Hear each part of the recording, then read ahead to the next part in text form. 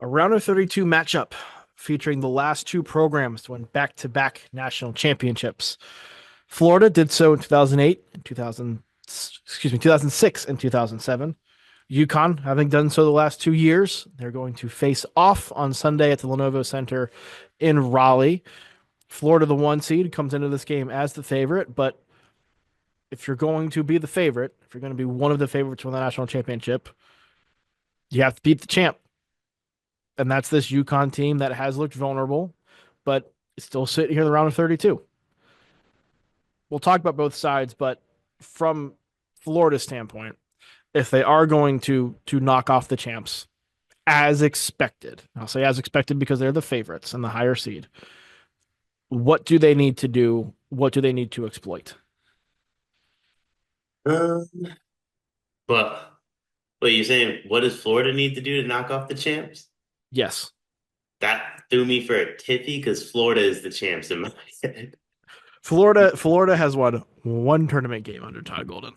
Yeah, yeah, but like they're about to win like four or five more though. I don't know. That one just threw me for a loop because so many people have Florida winning their bracket. I'm like, wait a second, who's he talking I about? do. I do. I just be themselves. I think the pressure's on UConn, if we're being honest with ourselves. Like the pressure's on UConn to show up, pull off an upset, get back-to-back national champions. Um, Obviously not too much pressure when you're the back-to-back national champs, of course, but Florida is so good and they can beat you in so many different ways and their style of basketball travels. I will say there's a tad bit of pressure on Florida to uh to show up here given the way they played, especially down the stretch. Mhm. In that game, well, not down the stretch, the last 25 minutes. That's not necessarily down the stretch. But they were so good in the first 15 minutes too, where it's like that's really all they do right now. If they show up for 10 to 15 minutes against anybody prior to the Elite Eight, I honestly think that's going to be enough. You don't think there's pressure on Florida in this game? If this game is tight in the second half, the pressure is going to be on Florida to win this game. I mean, there is pressure on Florida because they are the team everybody's choosing to win, right? So Yeah. there's that element of being pressure on Florida, but they're so talented. I don't think they should feel it against a UConn team. I do think UConn's outmatched, outgunned a little bit in this game, and for that reason, I don't necessarily think the pressure's on Florida because they don't even have to have their A game to win this game. However, Mm. if they show up the way they did for those 25 minutes against Norfolk for 35 minutes in this game, it's on a little bit. So where should Florida have the biggest advantage? Because I think we could sit here and say they have the better backcourt, they have the better front court, they have the more talented players. Mhm. But where's the biggest edge for Florida? I think it's the guards. I think it's the guards. Who's McNeely going to guard? Who's Caravan going to guard? Who's Solo Ball going to guard? Florida makes your players that don't necessarily want to play that end of the floor play that end of the floor. Caravan's a good defender, don't get me wrong, but you ideally wouldn't have Caravan guarding a 20 point per game score. Against Florida, he has to.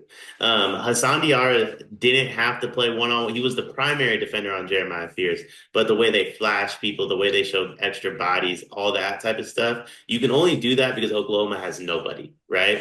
Right. Florida has a whole lot of people. So now Hassan Diarra is going one on one against Walter Clayton or Will Richard with no real help behind you because even your big man can't help too much because my dog Big Tom can't say his last name, so we don't anymore. Big Tom can Hawk. hoop it. Hawk. Yeah, Tom. Tom can hoop too. And there's just so many different weapons to where you're constantly playing one-on-one defense. Flip that. If I'm Hurley, matchup zone. Also, like those guys have to get out and guard Carabao on the perimeter, guard Solo Ball on the perimeter. You're gonna have to have the bigs. Like if I'm UConn, I want to have those bigs guard in space. We Right. think that they can, and they've shown that they can. But I want to see them do it against our guys, right? I Yeah. want to see them do it against our personnel that has championship experience, that has the experience in March that Florida doesn't. Right. And I think the flip side of that in terms of making them have to guard, right? I will say this, the difference between the two is I think you can cheat off Hassan Diarra. I think you could cheat off the big man.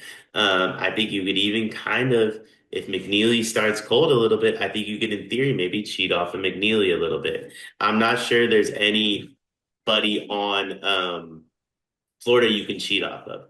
Is there is there any way UConn wins this game if McNeely doesn't play well? No, no. Because I don't think so either. A lot of it's going to come down to McNeely because I love Alex Caravan. I think he is a phenomenal, phenomenal college player, and he's a champion. And if he gets another year of eligibility, might be again. Well, But he's a junior. He's got it. He's got his senior year. yeah, I mean, if he stays, he might be again, right? Because Yeah. I've been saying it. That's the best recruiting class in the country that they're bringing in, and we haven't. The portal hasn't even begun for Hurley, and he's got 50% of his players already in the portal, so he's locked in on that. But anyway, like he is a role player though, right? Like he might get you 20. He's gonna have some very special star like performances, but when UConn's at its best, he's not your number one option. So what I think you need is you get a massive solo ball game, which you will get. That's what solo does. If McNeely can do what we expect from McNeely, and then Caravan is just himself, and those three guys are just as good as Walter Clayton, Will Richard, Elijah Martin. And now it comes down to the others. I still believe Florida has the better others, which is what makes this team so scary. But you just neutralize the stars and now let Hurley cook. This game is going to test Samson Johnson and Terrace Reed more than any game has. And both of those guys for UConn have showed out in the past in big games and in different spots. They need that in this game. They don't have to win the front court battle or win the production, outproduce Florida's front court, but they have to keep it respectable and keep it close enough for McNeely to have a good game and it matter, right? For Caravan to shoot the threes and it matters because I still think McNeely, Caravan, and so the ball can play really well. And if Florida dominates the front court, I don't know if it matters. I wish we were still doing the Oklahoma UConn recap. Jeremiah Fears just posted to Snapchat. He threw his jersey on the ground and said, "This shit really over. Good run zero." That's what UConn just did to Jeremiah Fears. Respectfully, if that's what they do to Jeremiah Fears, they got a shot against anybody in the country. I'm glad that's what happened because I saw you make a face and I thought I said something dumb. No, no, I'm sorry. I other think other than all the other dumb things I've said already on here. no, both of us say a lot of dumb stuff, but that was crazy to see. That was crazy to see. Maybe some immaturity showing out there. My bad. Maybe, Oh, by no, me no, too but much. by fears, not by you, by By fears. both of us. By both of us. I want to be Jeremiah here. Well, let's get a prediction then. Who wins this game and by how much?